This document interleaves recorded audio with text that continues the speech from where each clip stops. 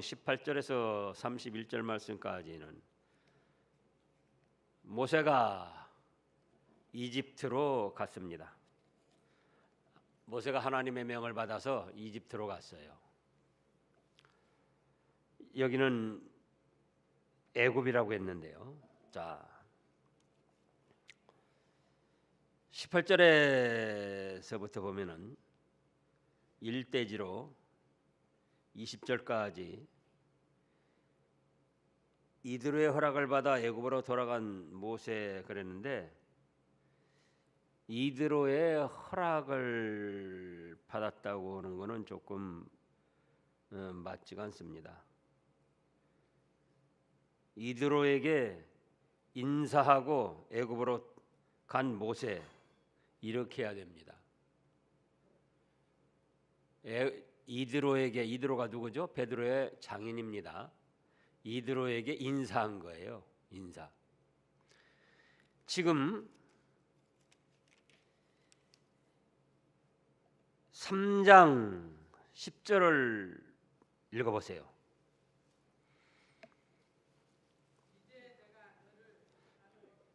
삼장 10절.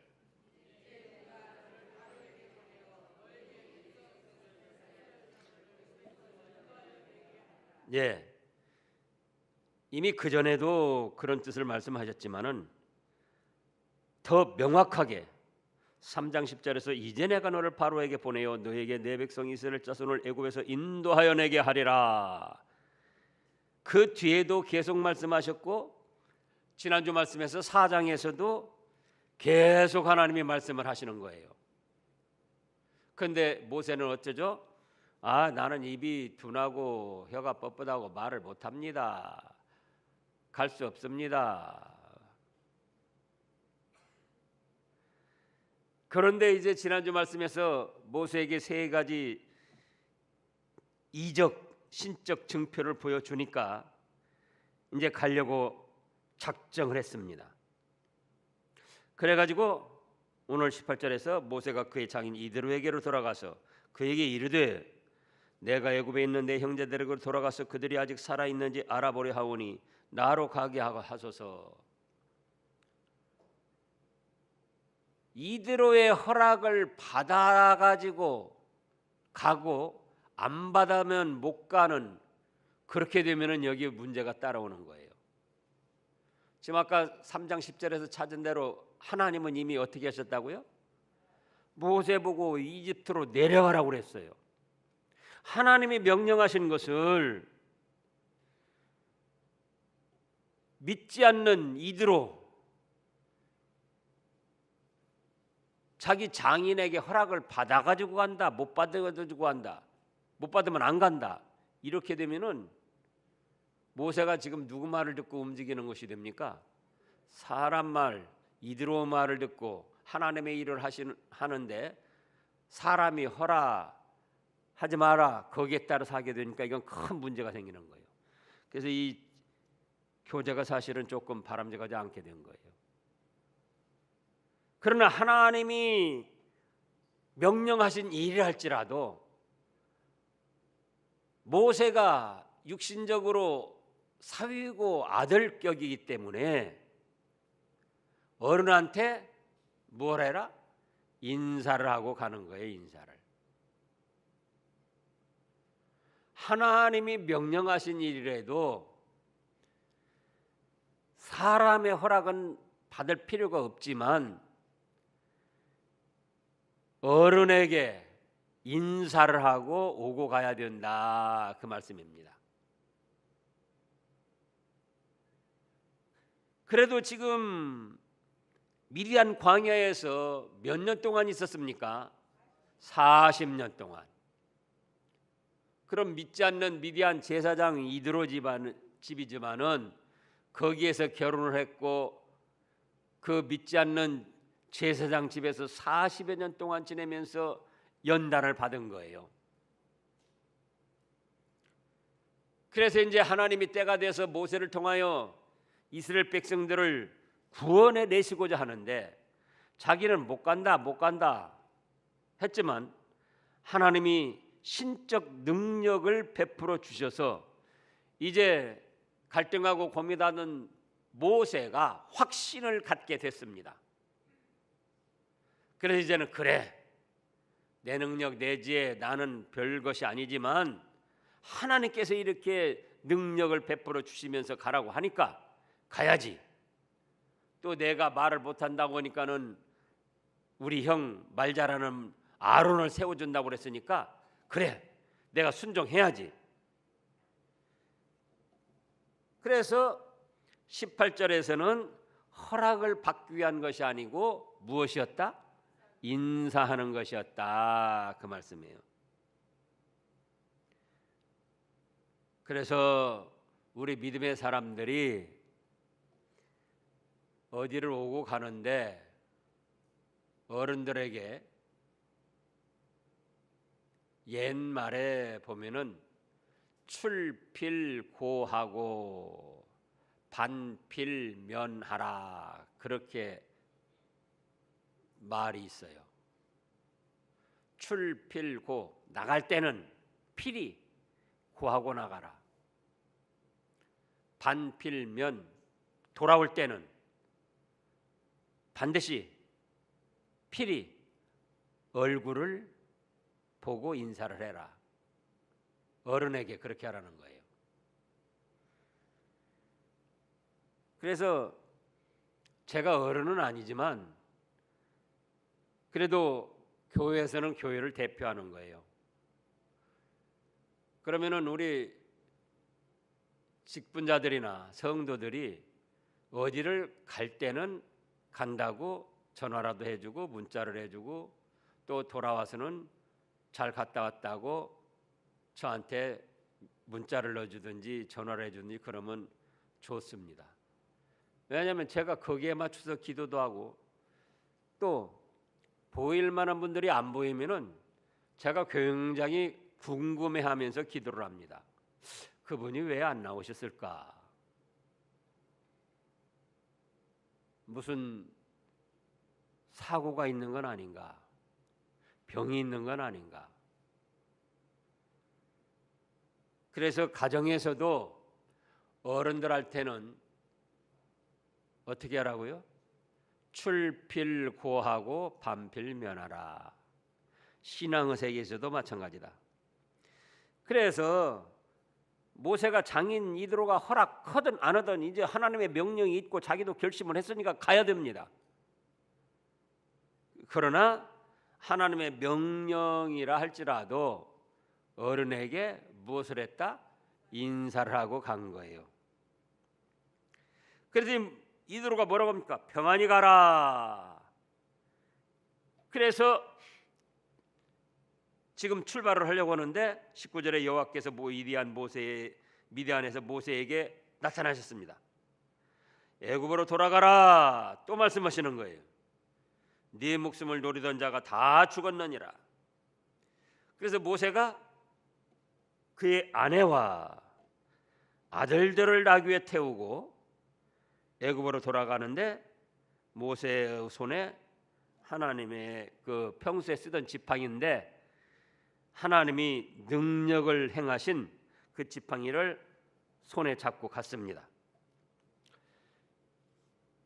20절에 여호와께서 모세에게 이르시되 애굽으로 돌아가거든 내가 네 손에 준 이적을 바로 앞에서 다 행하라.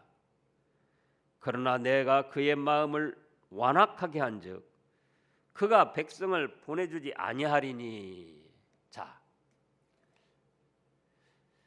아니 모세를 통하여 이스라엘 백성들을 이집트에서 해방시키고자 하시면서도 그 사명을 감당하라고 모세에게 신적 역사를 베풀어 주시며 사명을 감당하라고 하시면서도 또 한편으로는 바로의 마음을 완악하게 해서 바로가 쉽게 보내주지 않게 또 한편으로는 그렇게 하신다는 거예요.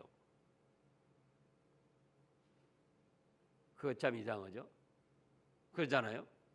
아니 모세에게 신적 능력을 베풀어 주시면서 가기 싫다는 모세 가라고 보내시면서 이집트 왕을 감동시켜서 쉽게 이스라엘 백성들이 해방될 수 있도록, 탈출될 수 있도록 그렇게 역사를 하시는 것이 아니고, 여호와께서 모세에게 이르시되 네가 애굽으로 돌아가거든 내가 네 손에 준 이적을 바로 앞에서 다 행하라. 그러나 뭐라고 하셨습니까? 내가 바로의 마음을 완악하게 할 것이다. 그래서 바로가 악해져 가지고 오히려 이스라엘 백성들 보내는 걸 반대하고 반항하고 대적하게 만드시겠다는 거예요. 그 다음에도 말씀이 나오는데 왜 이렇게 하셨을까? 이상하잖아요. 예? 모세에게 가기 싫다는 모세 세워가지고 신적 능력을 베풀어 주면서 이스라엘 백성들 이집트에서 해방시켜라, 탈출시켜라, 엑소더스. 그리고는 이제는 또 바로 왕을 감동시켜서 쉽게 내보내도록 하시는 것이 아니고, 바로 왕을 완악해 해가지고는 모세가 이스라엘 백성들을 인도하려는 걸 반대하게 하고 거부하게 하고 대적하게 했다, 그 말씀이에요.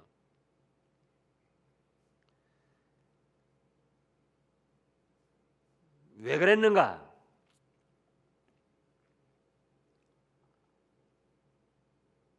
하나는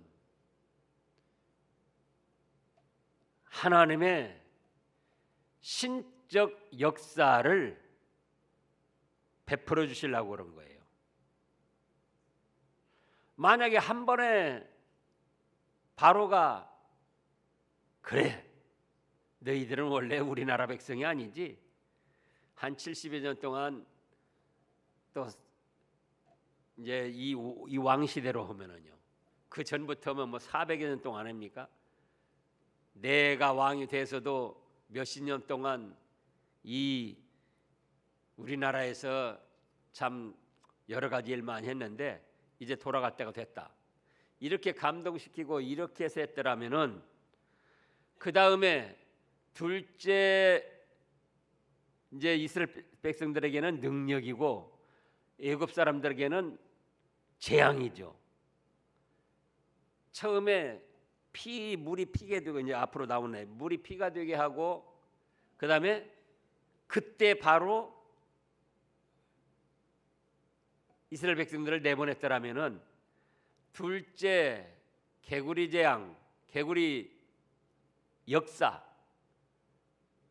또 셋째, 넷째, 다섯째, 열째 초태생 다 죽이는 그 재앙을, 그 능력을 행하실 수 있습니까? 안 행해도 됩니까?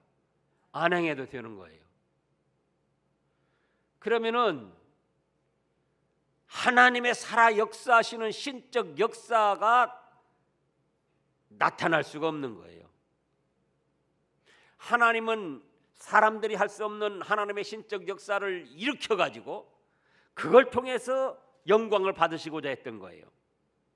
그걸 통해서 하나님의 말씀을 거부하는 자가 받는 재앙을 나타내시고자 했던 거예요.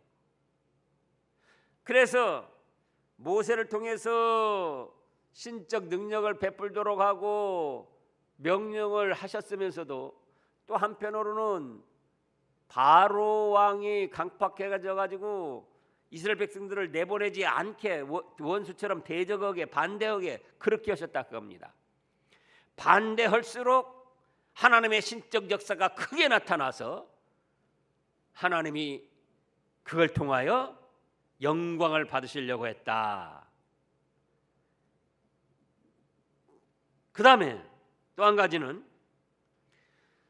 이거는 사람의 생각으로 이스라엘 백성들을 출애굽시키고 인도한 것이 아니라 하나님의 역사로 이스라엘 백성들을 출애굽시키고 족과 꿀이 흐르는 가나안 땅으로 인도한 것이다.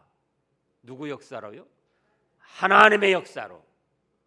모세가 자기 능력이나 지혜로운 것도 아니고 바로 왕이 마음이 좋아가지고 400여 년 동안 노예 생활하던 이스라엘 백성들 놓아준 것이 아니고, 바로는 놓아주기 싫었지만 하나님의 강력한 역사로 인하여 바로가 굴복해서 어쩔 수 없이 이스라엘 백성들을 놓아주었고, 하나님은 그 역사를 통해서 이스라엘 백성들을 저국과 꿀이는 가나안 땅으로 인도하신 거예요. 그래서 한편으로는 모세에게 신적 능력을 주어서 명령을 주어서 이스라엘 백성들을 구원해내라고 하셨으면서도 또 그 바로 왕에게는 마음을 강팍해 가지고 자꾸 반대하고 거부하고 대적하도록 하셨더라.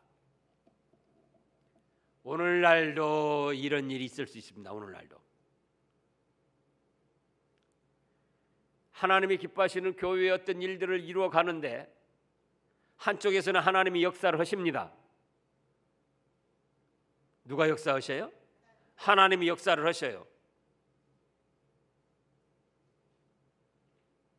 그러면 바로 왕까지 역사를 해 주시면 어차피 강팍해 하시느니 완악해 하시느니 마음을 조금 돌려서 감동받게 하시면 되잖아요. 그러잖아요. 어차피 하나님이 지금 바로에게도 역사를 하시는데, 근데 바로에게는 반대하도록 완악하게 하시더라. 근데 그쪽에 쓰임 받는 사람은 복이 없어요. 오늘날도 이런 일이 일어난다 그겁니다. 교회에서 하나님이 기뻐하시는 어떤 믿음의 일들을 하려고 하는데 하나님이 그 편에도 역사하셔요. 그러면서도 또 복을 받지 못할 사람은 그 하나님의 기뻐하시는 일을 이루어가는 데 협력하는 것이 아니고 반대하는데 앞장서게 한단 말이에요. 근데 그 사람은 무엇이 없다? 복을 받지 못할 사람이에요. 그렇다고 주저앉으면 안 되고 하나님의 역사하심을 따라서 모세가 자기에게 주신 사명과 능력을 행하면서 이스라엘 백성들을 구원해내고자 하는, 탈출시키고자 하는 그 일을 계속해 나갔습니다. 오늘날도 그렇게 되는 거예요. 교회도 그렇지만은 국가적으로도 그렇습니다. 국가적으로도 어떤 좋은 일을 할 때에 좋게 해서 찬성하고 적극적으로 따르게도 하시지만 또 반드시 반대하는 사람이 있어요. 반대. 지금 보면은 고속도로가 얼마나 유익합니까? 그러나 처음에 고속도로 만들 때 반대가 심했다고 그래요.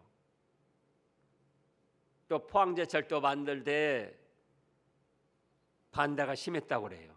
그 역사를 보면은. 그러니까는 반대가 심해가지고 그때 그만뒀더라면은 그만큼 우리나라가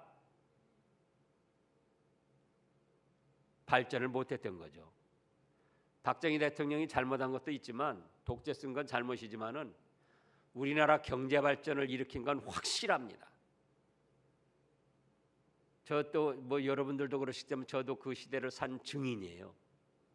새마을운동하면서 경제 5차 1개년 사업, 또 경제 2차 5개년 사업 그렇게 하면서, 근데 다만 이제 유신 만들고 혼자 다 해먹으려고, 그것이 잘못됐던 거죠. 세종대왕이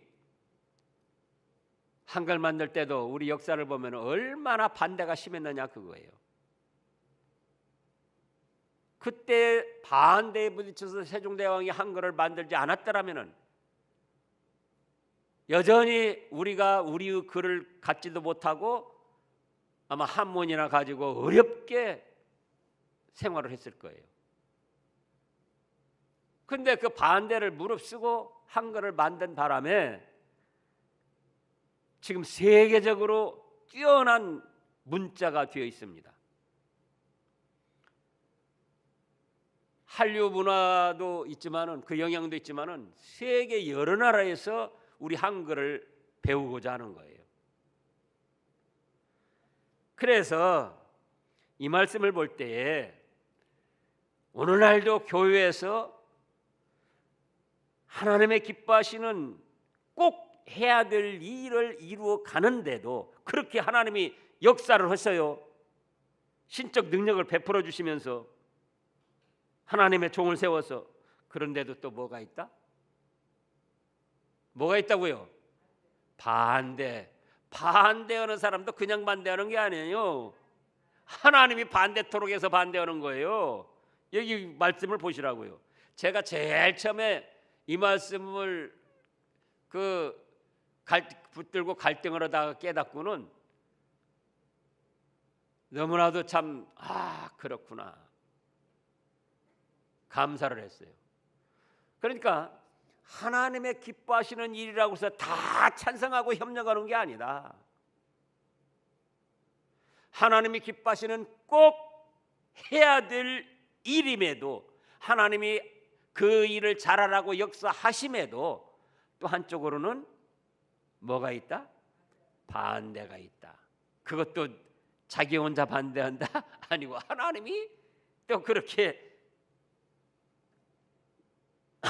역사를 하셔서 반대를 하는 거예요.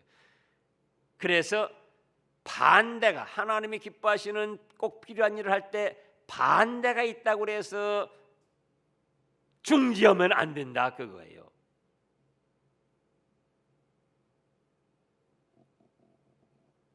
반대를 무릅쓰고라도 하나님의 기뻐하시는 해야 될 일들은 이루어 나가야 된다 이 말씀입니다. 그러나 반대쪽의 역사를 하는 그 사람은 복을 받을 수 없는 사람이다. 그 다음에 22절에 보면 너는 바로에게 이르기를 여호와의 말씀에 이스라엘은 내 아들 내 장자라 내가 네게 이르기를 내 아들을 보내주어 나를 섬기게 하라 하여도 네가 보내주기를 거절하니 내가 네 아들 네 장자를 죽이리라 하셨다 하라 하시니라. 처음부터 이 말씀을 주신 거예요. 그런데 바로는 어떻게 생각하죠? 바로는 이 말씀을 이제 앞으로 들을 텐데 이 말씀을 듣고 바로가 어떻게 했겠죠? 그러죠. 미친놈. 누가 어떤 신이 내 앞을 가로막고 우리 아들을 죽인단 말이냐? 그러나 하나님은 말씀하신 대로 이루십니다. 그 다음에 이제 24절부터 보면은 하나님께서 모세에게 징계를 하십니다. 죽이려고 하세요. 죽이려고. 24절 모세가 길을 가다가 숙소에 있을 때 여호와께서 그를 만나서 그를 죽이려 하신지라. 또 여기도 참 이상하잖아요. 지팡이를 던져서 뱀이 되게 하고 꼬리를 잡으니까 또 그것이 지팡이가 돼가지고 유익하게 쓰임받게 하고 품에 또 손을 넣었다가 문득병이 되게 하고 그 다음에 또 다시 손을 넣어서 온전케 해주시고 또 물을 이제 나일강 물을 떠다가 땅에다 부었더니 그것이 빨간 피가 되고 이렇게 가라 역사하시면서 24절에 길에서 모세를 죽이려고 하신단 말이에요.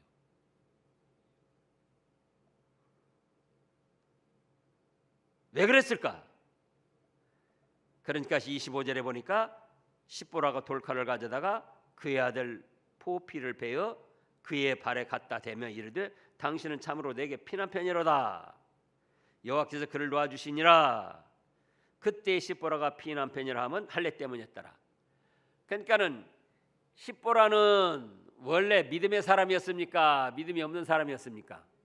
믿음이 없는 미디안 제사장 미신 섬기는 사람이었다 그거예요. 그런데 아브라함을 통해서 하나님이 뭐라고 하셨습니까? 아들을 낳으면 8일 만에 할례를 받아라 그랬어요. 또 집에 있는 자든지 뭐 집 밖에 있는 자든지 또 돈 주고 산 자든지 누구든지 함께 거주하는 사람은 난지 8일 만에 할례를 받아라. 오늘날 남자들의 포경 수술하는 거고 똑같습니다. 근데 믿음이 없는 십보라 입장에서 볼 때는 그 어린 것에게 지금처럼 쇠로 좋은 칼도 있는 것도 수술칼도 있는 것도 아니고 여기도 지금 돌칼이라고 했죠. 돌칼로 포피를 베어가지고 피가 나오고 그렇게 해서 아프게 할 때 너무나 애처로운 거예요. 인간적으로 너무나 애처로운 거예요. 그래서 아브라함이 그렇게 하자고 하는데도 모세가 그렇게 하자고 하는데도 안 했던 거예요. 모세가 이 우리 아들들 이 할례를 해야 됩니다. 근데 십보라가 했다고요, 안 했다고요? 아니, 이 어린 것에게 무슨 그런 흉측한 짓을 하려고 합니까? 안 됩니다. 그리고 완강하게 거부를 했던 거예요. 그러니까 이제 모세도 별 수 없이 그냥 너무나 완강하게 그러니까 별 수 없이 그냥 두었다 그거죠. 그러나 이제는 장정만 60만이요 자그마치 200만이 넘는 이스라엘 백성들을 구원해낼 하나님의 종으로서 사역의 길을 걸어가야 된다 그거예요. 그런데 그 가정에서 하나님의 말씀, 난지 8일 만에 할례를 받으라, 이거는 대대로 너에게 할 표징이다. 이 하나님의 말씀을 어기는, 가정적으로 하나님의 말씀을 거역하는 것이 있을 때는 이스라엘 백성들을 이집트에서 인도해내고 또 그 이스라엘 백성들에게 뭘 행하라고 해야 되겠죠? 할례를 행하라고 해야죠. 그러면 자기 아들도 할례를 하지 못했는데 어떻게 하나님의 종으로서 이집트에 있는 이스라엘 백성들을 구원해낼 사역을 감당하며 또 이스라엘 백성들에게 할례를 행하라고 말씀을 전할 수 있겠느냐 그거예요. 그러니까 하나님이 잘못은 십보라가 했지만 그 주체인 모세를 치신 거예요. 징계를 하시는 거예요. 죽이려고까지. 그러니까 이제 죽이려 하신지라 보면은 갑자기 막 그냥 말하자면 뭐 급성 질병에 걸려가지고 열이 막 40도 41도 막 나든지 또는 숨을 못 쉬고 막 그냥 겨우 깔딱깔딱하면서 막 죽어가려고 그러든지 그랬던 것 같아요. 근데 이러다는 내 남편 죽겠다. 평소에 할례를 자꾸 하라고 하랬는데 내가 안 했더니 아마 그래서 하나님이 노하신 것 같다. 그래가지고 돌칼을 가져다가 할례를 행했던 겁니다.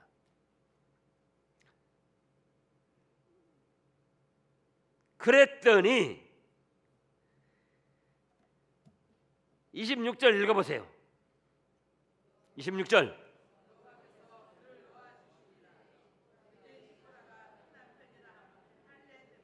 예. 그래서 이제 하나님의 일을 감당할 때에 하나님의 종들, 사역자들, 또 직분자들이부터 하나님의 말씀을 잘 순종하고 교회 제도를 잘 순종해 나가야 됩니다. 그 다음에 27절부터 이제 4대절을 보면은 이스라엘 백성들이 모세와 아론을 신임했습니다. 27절에 여호와께서 아론에게 이르시되 광야에 가서 모세를 맞으라 하시매, 보세요. 지금 아론이 모세가 어디 있는지 몰라요. 지금 광야에서 오는지 미디안에서 사는지 뭐 전화도 없고 편지도 할 수 없고, 그런데 그런 때가 되니까 하나님께서 친히 아론에게 광야로 가서 모세를 맞으라 하시는 거예요. 지난번에도 그랬죠. 말씀에 순종만 하면은 역사는 누가 하신다고요? 하나님이 하십니다. 오늘날도 마찬가지예요.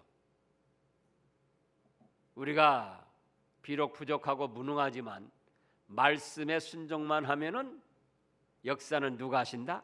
하나님이 하신다. 다 같이 해보시자고요. 말씀에 순종만 하면 역사는 하나님이 하신다. 네. 내가 능력이 있어서 지혜가 있어 역사하는 게 아니에요. 나는 하나님 말씀대로 순종만 하면은 역사는 하나님이 하신다. 자, 그러니까 모세도 아론에게 연락할 수가 없고 아론도 모세에게 연락할 수가 없어요. 그런데 하나님이 친히 아론에게 이르시되 광야로 가서 모세를 맞으라 하시니까 그가 가서 하나님의 산에서 모세를 만나 그에게 입맞췄습니다. 그러면 지금 여러 가지 정황으로 볼 때 몇 년 만에 만나는 겁니까? 40여 년 만에 만나는 거예요. 40여 년 만에. 얼마나 형제간의 정이 애틋했겠습니까? 그래서 만나서 서로 입을 맞추고 포옹을 했습니다. 28절 모세가 여호와께서 자기에게 분부하여 보내신 모든 말씀과 여호와께서 자기에게 명령하신 모든 이적을 아론에게 알리니라. 근데 아론이 이미 하나님이 나타나셔서 모세 맞으라고 했기 때문에 모세가 자기에게 말씀하신 하나님의 말씀, 자기에게 주신 하나님의 이적, 능력 그걸 다 말해주니까 형인 아론이 동생 모세가 하는 말을 가감없이 그대로 받아들이고 믿었습니다. 29절 모세와 아론이 가서 이스라엘 자손을 모든 장로들을 모으고 아론이 여호와께서 모세에게 이르신 모든 말씀을 전하고 보세요. 아론이 여호와께서 모세에게 이르신 모든 말씀을 하나님은 모세에게 말씀하시고 모세는 아론에게 자기 형 아론에게 말해가지고 아론이 여호와께서 모세에게 이르신 모든 말씀을 백성들 앞에 전하고 모세는 이적을 행하고 그랬더니 31절에 백성이 믿음에 여호와께서 이스라엘 자손을 찾으시고 그들의 고난을 살피셨다함을 듣고 머리 숙여 경배를 했습니다. 기도하겠습니다. 하나님 아버지 감사합니다.